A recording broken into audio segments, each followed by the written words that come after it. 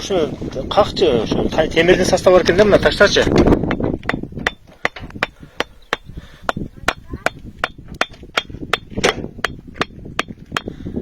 Темирди ургандай үн чыгып атат да. Мына ушул таштын составында 70%ден 80%ке чейин темирдин составы бар дейт да.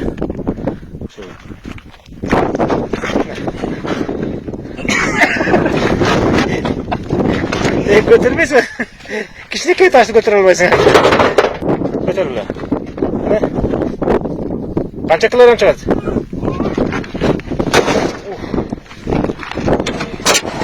Кичинекей де таш ушунча болот.